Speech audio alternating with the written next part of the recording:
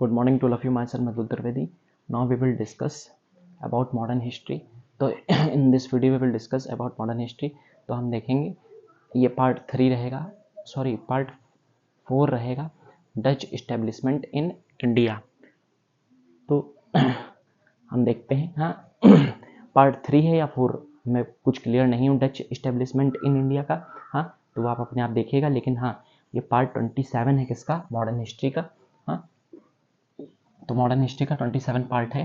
तो इसमें हम देखेंगे, यहाँ हमने अभी तक की सारे के सारे रीजन्स के बारे में डिस्कशन कर लिया था, जैसे कि डच इस्टेब्लिशमेंट इन बंगाल रीजन, डच इस्टेब्लिशमेंट इन बंगाल रीजन, सूरत और कहाँ था. अगर हम बात करें तो सूरत रीजन में था, बंगाल में था, और फिर एक और हमने रीजन पढ़ा था डच कोरोमंडल. तो ये रीजन्स जो थे ये यहाँ पे हमने देख लिया था डच की इस्टेब्लिशमेंट. लेकिन अगर हम अब यहाँ पे डिस्कशन करें तो अब हम देखने वाले हैं डच इस्टेब्लिशमेंट इन इंडिया. लेकिन ये कौन सा पार्ट रहेगा, तो ये इसका डी पार्ट में डच मालाबार रीजन.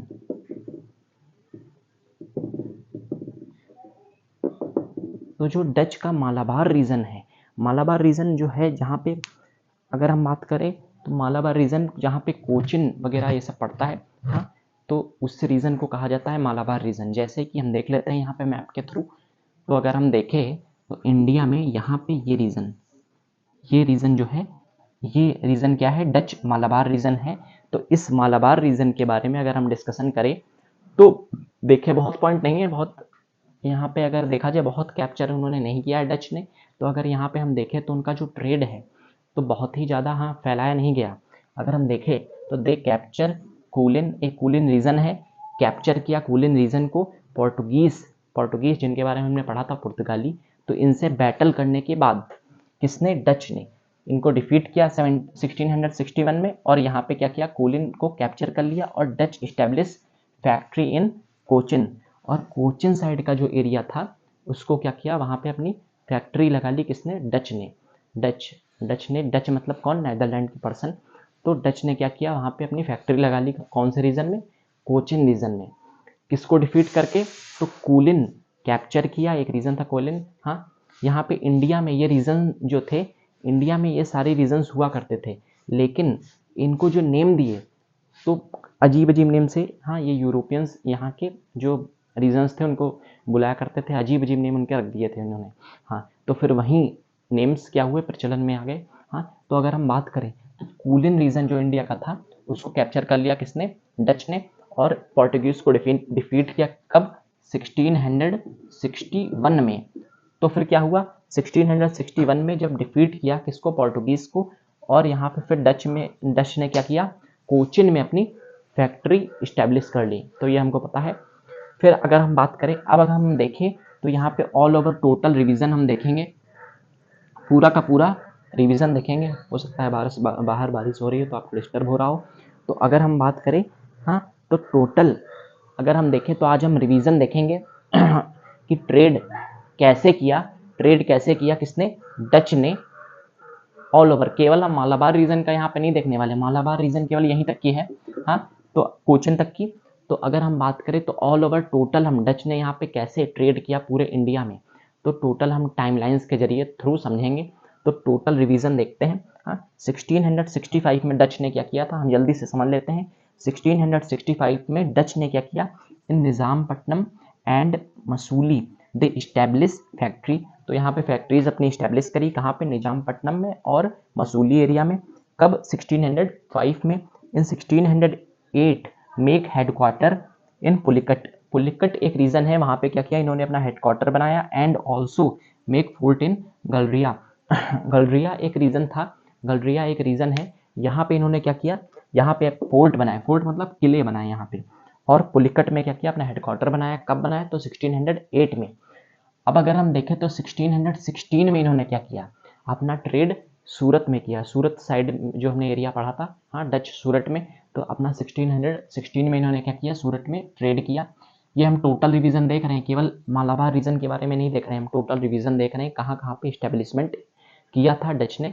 तो अगर हम देखें इन 1618 में इन्होंने क्या किया, फरमान लिया कहाँ से, जहांगीर से, जिसमें क्या था, जिसमें कि यही था कि Jahangir all over total India का उस समय क्या था, सम्राट जिसको हम कह सकते हैं, तो मुगल सम्राट था, हाँ एम्परर, मुगल एम्परर था कौन, जहांगीर। तो उससे फरमान लिखवा लिया। तो उस फरमान में था क्या, फरमान मतलब ऑर्डर एक तरीके से समझ सकते हैं। तो उसमें ये था कि ये फ्रीली अपने रिलीजन को फॉलो कर सकते हैं, हाँ जो इनके ऊपर ट्रेड ड्यूटीज़ है, मतलब जो ट्रेड के ऊपर इनको टैक्स जो है, ट्रेड जो ये लोग ट्रेड करते हैं, फिर उनके ऊपर जो टैक्स इम्पोज किया गया है उसे कम किया जाए, जिसके जरिए ये लोग अपना आसानी से ट्रेड कर सके। तो ये सारी चीज़ें थी और इनको इजाज़त मिल गई 1618 में, जहांगीर का फरमान मिला। फिर इन 1627 establish factory in Pipli, Pipli area में इन्होंने क्या किया, पिपली एरिया में हमने ये पढ़ा था मे बी डच बंगाल में, जब बंगाल साइड का एरिया था तो उसमें क्या किया इन्होंने 1627 में इस्टेब्लिश करी फैक्ट्री पिपली एरिया में। फिर इन 1635 में इन्होंने क्या किया, इस्टेब्लिश फोर्ट कास्टोवस इन चिंसुर्रा। ये हमने केवल पढ़ा था कि चिंसुर्रा में इन्होंने क्या किया 1635 में, हाँ चिंसुर्रा में फैक्ट्रीज वगैरह इस्टेब्लिश करी और फोर्ट इस्टेब्लिश करे। लेकिन फोर्ट कहाँ पे इस्टेब्लिश किया था, तो कास्टोवस में, चिंसुर्रा एरिया में 1635 में। फिर इन 1661 डिफीटेड पोर्टुगीज एंड कैप्चर कुलिन, ये भी हमने समझ लिया। अगर ये जो अभी हमने तो अभी देखा है 1661 में पोर्टुगीज को क्या किया, डिफीट किया और कैप्चर किया कुलिन। फिर इन 1690 मेक हेडक्वार्टर इन नागापट्टनम। फिर 1741 में इन्होंने क्या किया, Travancore versus battle of Colachel.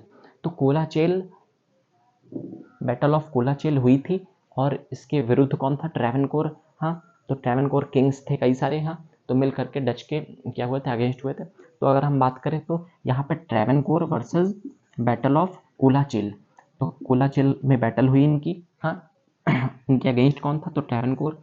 तो ये हमने समझ दिया। इन 1741 हमको केवल पता होना चाहिए कब बैटल हुई थी, तो battle of Colachel versus Travancore कब हुई, तो 1741। फिर 1759 में क्या होता है यहाँ पे, बैटल ऑफ बदेड़ो, बैटल ऑफ बेदेड़ो। तो अगर हम बात करें, बैटल ऑफ बेदारो भी लोग कहते हैं, बदेरो भी लोग कहते हैं। तो अगर हम बात करें बैटल ऑफ बेदारो कब हुई, तो 1759 में हुई। ये पूरी डच इस्टेब्लिशमेंट थी इंडिया में। Now please take a screenshot, thank you. तो हमने टोटल डिस्कशन कर लिया इंडिया में इन्होंने कहाँ कहाँ पे अपना ट्रेड फैलाया, कब कब फैलाया। तो हमारे लिए अगर हम बात करें तो पार्टिकुलरली कोई डेट हमको पता होने की ज़रूरत नहीं है। लेकिन अगर हम चाहे तो ईयर, ये जो सारे ईयर्स हैं इनको हम क्या कर सकते हैं, ध्यान रख सकते हैं।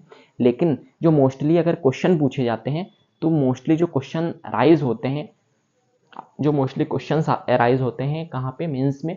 तो मेंस में यूपीएससी के जो क्वेश्चंस अराइज होते हैं तो वो क्या होता है कि डिकेड मतलब कह दिया, कभी कभी पिछले दशकों में डिकेड्स में क्या हुआ, या कह दिया हाँ लास्ट सेंचुरी में क्या हुआ। लास्ट सेंचुरी मतलब क्या हुआ, हाँ लास्ट सेंचुरी मतलब क्या हुआ, हाँ कि जैसे हाँ 20th सेंचुरी है तो उसके लास्ट में क्या हुआ, तो लगभग उसके 50 साल के बीच में क्या क्या हुआ। तो अगर हम बात करें तो कोई पार्टिकुलरली एक ईयर भी बहुत इंपॉर्टेंट नहीं रखता मॉडर्न हिस्ट्री में, ना ही पार्टिकुलर एक डेट। लेकिन अगर बहुत ही कोई इंपॉर्टेंट डेट है तो भले ही मायने रखे, वरना नहीं। तो ऐसा अगर आप समझते हैं कि डेट्स बहुत इंपॉर्टेंट होती हैं हाँ हिस्ट्री के लिए, तो ऐसा नहीं है। पार्टिकुलरली एक ईयर इंपॉर्टेंट भी नहीं होता, तो डेट क्या होंगी, हाँ तो जो क्वेश्चंस अराइज होते हैं तो वो डिकेड्स या सेंचुरीज को लेकर के ऐसे अराइज होते हैं मोस्टली, अगर हम बात करें तो। Please take a screenshot, thank you.